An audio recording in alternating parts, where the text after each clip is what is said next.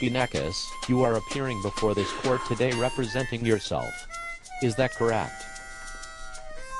Speak up, please. Yes.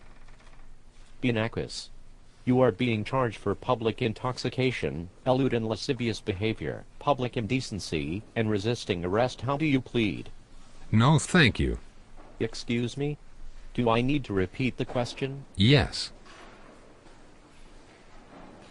Are you having trouble hearing me or understanding me? Yes. Banakus. Yes to what? What part of the question are you agreeing with? The first one.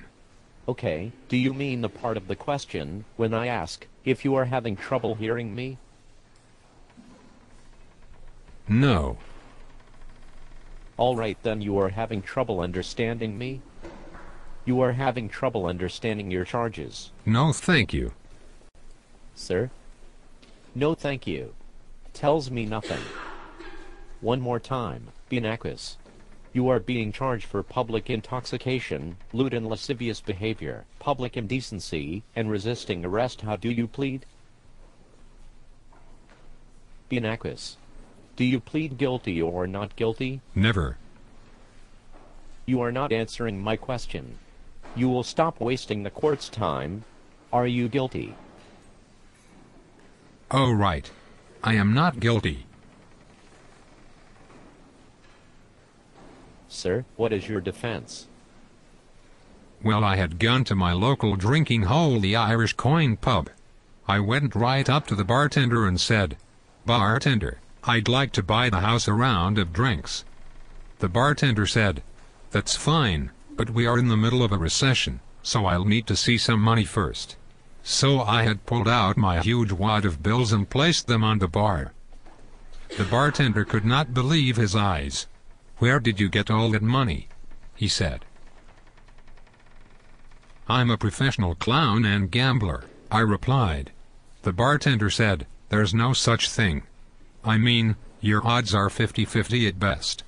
I had told him that I only bet on sure things. "Like what?" he asked me. So I had explained to him that I would show him an example, so I bet him $50 that I could bite my right eyeball.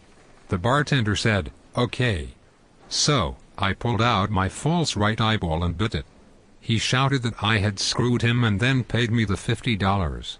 I then told him I would give him another chance. I bet him another $50 that I could bite my left eyeball. He thought about it for a while and then said, "Well, I know you're not blind. I watched you walk in here. I'll take that bet." So, I pulled out my false teeth and bit my left eyeball. He shouted again that I screwed him over. "That's how I win so much money," I explained. I told him that I would just take a bottle of his best scotch in lieu of the $50. He agreed. So I took my bottle and went to the back room and spent the better part of the night playing cards with some of the locals. After many hours of drinking and playing cards, I stumbled up to the bar. I was as drunk as a skunk, so I said, "Bartender, I'll give you one last chance. I'll bet you $500 that I can stand on this bar on one foot and piss into that whiskey bottle on that shelf behind you without spilling a drop." The bartender once again pondered the bet. I couldn't even stand up straight on 2 feet, much less one. So the bartender said, "Okay, you're on." So I climbed up on the bar, stood on one leg, and began pissing all over the place. I hit the bar, the bartender, myself, but not a drop made it into the whiskey bottle. The bartender was ecstatic. Laughing, the bartender said, "Hey pal, you owe me $500.